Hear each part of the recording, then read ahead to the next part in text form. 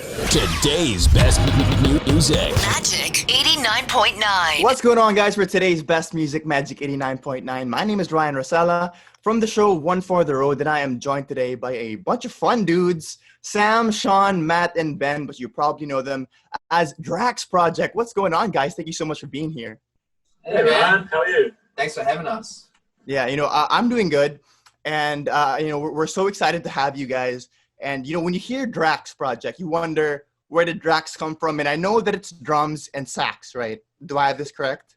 Yeah, that's right. So the very beginning of Drax Project was myself and Sean, drums and sax, busking, like street performing in Wellington, New Zealand, kind of just to have fun. It wasn't a serious band, let's go down and make a band. It was, let's go play some covers and see what happens.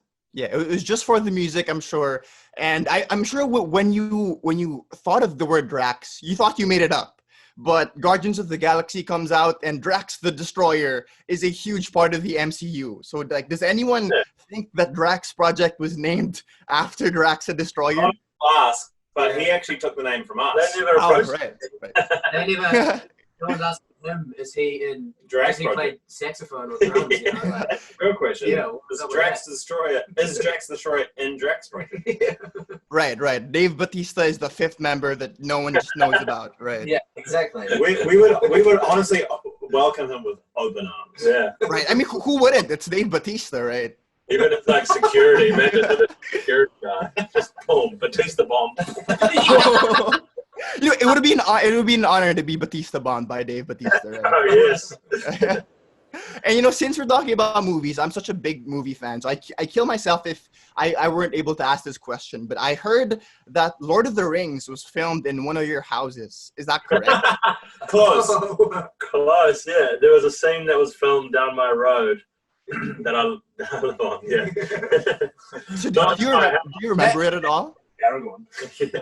Well, near Matt's house, like it's all this beautiful New Zealand bush, and he's like maybe like an hour out of the city center, and Right. yeah. But there's a few scenes that were filmed around, Upper Hutt, which is where I live. All right. So did you get to see any of the crew, or maybe like a whiff of Gandalf's beard, anything like that? Well, I was like 6 years old when they were filming it. Right. But I have gone back this year during lockdown. I went down for a walk to try to find the exact shot, like the scene that I saw of Gandalf and Saruman walking around in this garden. Uh-huh. That was the shot that's filmed on my street. But I went and I looked around this park like for an hour trying to line up the shot and take into account the trees are 20 years taller. But I don't think I found it. Oh, okay. Well, I mean, it was worth the effort. I too would have gone just to check. But let's talk about something that you guys probably do remember. It's the song that launched your career. It's called "Woke Up Late," and in 2017 it went platinum. But then 2 years later, you have the Haley Steinfeld version. So how did it come about? The song was popular already, and then you have an artist like Haley Steinfeld coming on. So how did that kind of happen? It was pretty crazy for us, actually. We were touring with Camila Cabello at the time through Europe, opening for her. And somehow Haley heard the song through that connection. I think there's a lot of mutual friends among their team. So Haley heard the song and then approached us or our label wanting to be on the track. And we just got asked the question if we want Haley Steinfeld to sing on Wake Up Late. And of course you say yes. That's not, you can't say no to that, right? Thought about it for many days. It was instant. Yes. Right. And I heard also, I hear a lot of stories about you guys that you only wrote the song because you forgot your wallet at Ben's house. Is that right? I mean, like basically we were jamming out, writing some music. I was gonna catch my bus home, and then I realized I left my bus card at my house, so I had to stay at Ben's house on the floor, which Ben wasn't that happy about. But we did end up writing the beginning of Woke Up Late and the whole riff, so it was worthwhile. Okay, yeah. Right. So it's really those little things that you don't expect to happen that really turn your career into something that you never thought it could be, right? So I want to say that you guys are so awesome at collaborations. You had Haley Steinfeld, and now you have Fetty Wap on this song. I know that you have Akisha as well, and she won like a contest to sing with you guys. But how did Fetty Wap happen? Like, do you just wake up one day and wow, Fetty Wap's on our song? Well, we were when we were writing this song, when we finished it on that night, we kind of thought, okay, it sounds like it should have a feature. And then we talked about it a little bit, and Fetty Wap was one of the artists that we thought, he would be great for it. Right. And it's quite convenient because he happens to be on the same record label as us. Oh, okay. So yeah, that connection got made. He listened to the song, he liked it, and he did his verse on it, which sounded like he kind of basically wrote it. He went into a studio and wrote it in one day, which is pretty awesome, and then sent that back to us. And we listened to it and went absolutely crazy. Right. I would lose my mind as well. Fetty Wap is an artist that makes everything he touches better. I mean, yes, the verse was fire, but it's honestly for me, it's the little things he does, the yeah, baby, the squaw. It just makes everything so great. Well, that's what we're hoping for, because we don't know what he's going to send back, and you also feel a bit rude going back to him and saying, "Oh, actually, could you do this, this, and this?" Can we get a couple of Right. So yeah, the fact that he sent a yeah, baby, that was the absolute icing on the cake. We're hoping he'd do all that stuff, so he did, and he just nailed it. It makes it sound so much better, like you said. Yeah. So when you guys perform this live, are you gonna try to imitate him and try to pull some yeah babies there, or are you just not gonna touch it? We're gonna see. Still working on it. It's a tough one to figure out, actually. Unfortunately, he can't come to New Zealand for our next show. Maybe we just FaceTime him every time. Right. He's on the screen and then he just says, "Yeah, baby." Right. Might get Right. So I'm sure that you guys have so many memorable concerts, but I want to ask you guys, what has been your favorite concert ever? So not necessarily the biggest concert you ever played, but just your most favorite.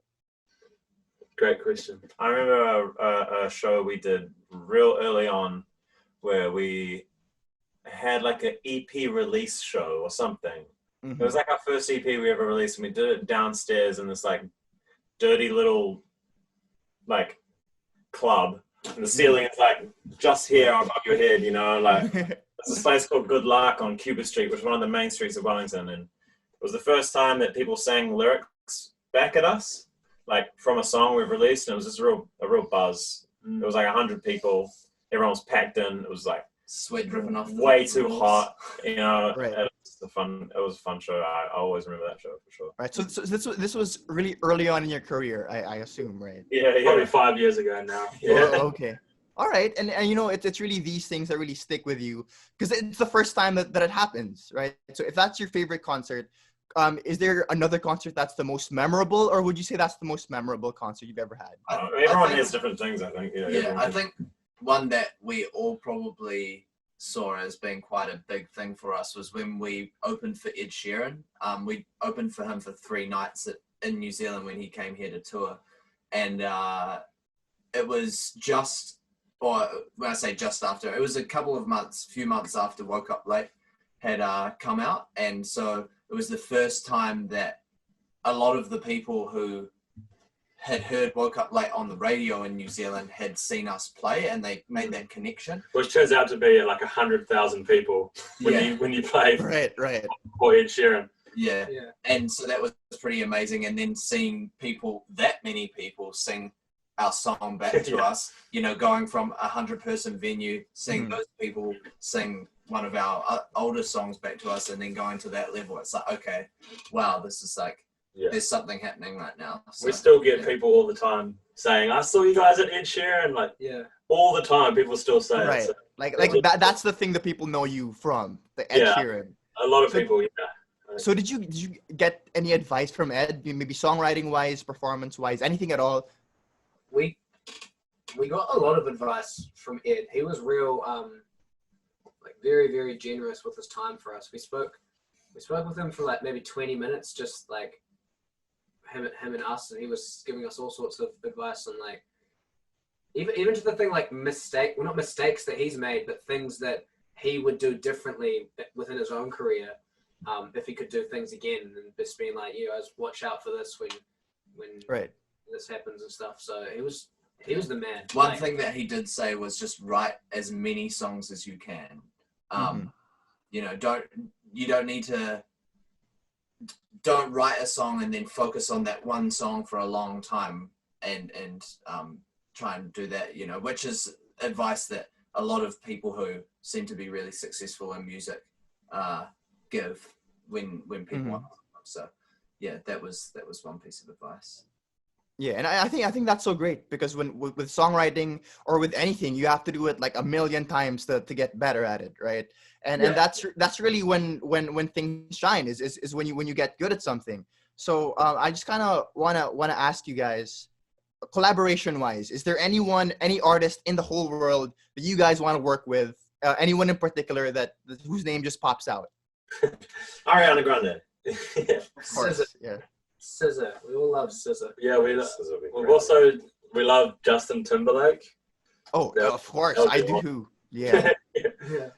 yeah, and But maybe We could sit here for an hour or two and just list off names to you. So yeah. right, but you know, I will say that Justin Timberlake in particular, maybe because I'm such a big NSYNC fan, I can already hear him in his you know his runs and stuff, his falsetto blending so perfectly with your sound, right? That just sounds amazing. On the off chance that Justin is listening, please, like, Drax Project, Justin Timberlake, let's make it happen. Let's do it. Let's start the campaign. Yeah. Campaign. Right.